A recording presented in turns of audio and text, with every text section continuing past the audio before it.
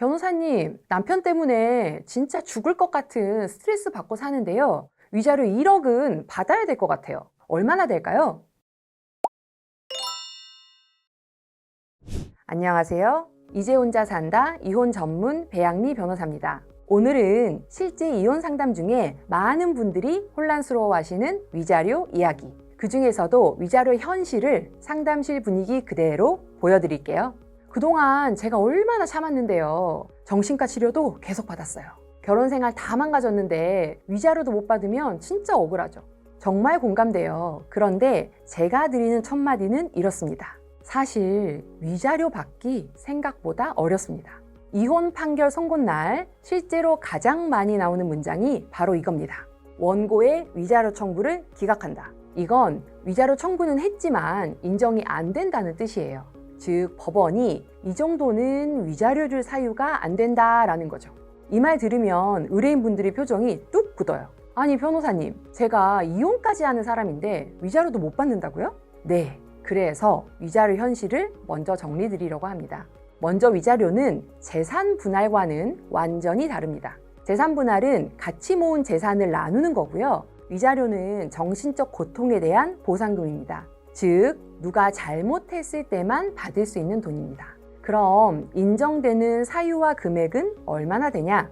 위자료 금액이 가장 크게 인정되는 건 부정행위, 즉 외도입니다. 특히 자녀가 있는 상태에서 외도로 인해 가정이 파탄났다면 위자료 3천만 원 전후로 위자료가 인정될 수 있고요. 요즘 위자료 금액이 늘어난 경우도 있다라고 하지만 많지 않고 사건 내용이 정말 심하다 싶을 정도이거나 상간자에게 들어간 돈이 많을 때 이런 특별한 경우에만 가능합니다.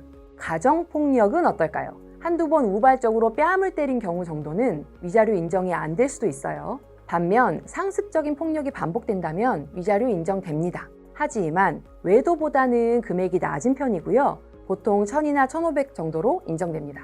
그런데요, 현장에서 가장 많이 나오는 사례는 이런 거예요. 집에서 매일 욕하고 무시하고 돈 안 주고 생활비 끊고 심리적으로 계속 학대하는 경우, 이건 이혼 사유는 됩니다. 하지만 위자료는 인정 안 되는 경우가 많아요.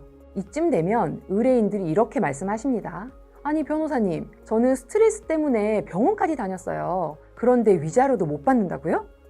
저도 그 마음 100번 공감합니다. 그래서 상담 드릴 때마다 마음이 참 그래요. 개인적으로도 위자료가 조금 더 현실적으로 됐으면 좋겠다고 늘 생각하고 있고요. 그럼에도 불구하고 이혼 소송에서는 대부분 위자료를 청구합니다. 왜일까요?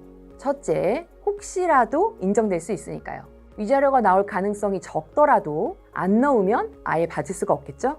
둘째, 이혼 사유를 명확하게 보여주기 위해서입니다. 예를 들어 남편이 이혼을 원하지 않아요. 그럼 아내가 소송을 걸면서 이 사람이 외도했고 폭언했고 나를 무시했고 이런 걸 주장하죠. 근데 이때 위자료 청구를 같이 하지 않으면 진짜 그렇게 힘들었나? 왜 위자료 청구는 안 했지?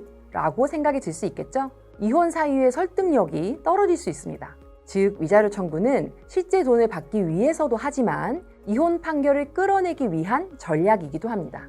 그리고 상대방도 반소 걸어서 위자료를 청구하거든요. 서로 청구해서 서로 영원으로 방어하는 걸로 끝나는 게 보통이니까 안 하면 손해입니다.